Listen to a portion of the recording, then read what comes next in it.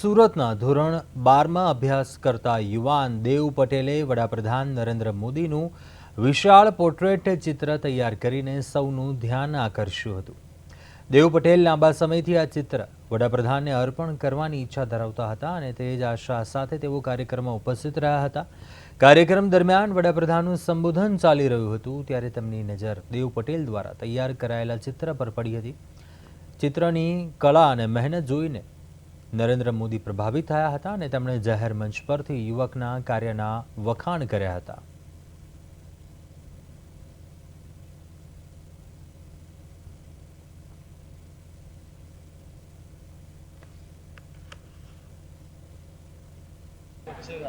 એમના જે કાર્યોથી પ્રભાવિત થઈને એમ કહેવાય ને કે નજદીકથી એમને જોવા છે, એટલે મેં એમનો એક એવો ફોટો ચૂઝ કર્યો કે હું એમની ઓરા અને એમની એનર્જીને નજીકથી ફીલ કરી શકું।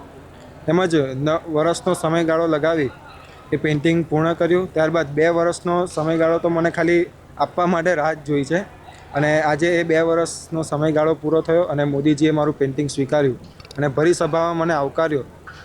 એટલે મારા માટે એટલે કોઈ બી વ્યક્તિને વડાપ્રધાનશ્રી આવી રીતે ભરી સભામાં આવકારે એના માટે તો આ જીવન મોટિવેશન જ રહેશે।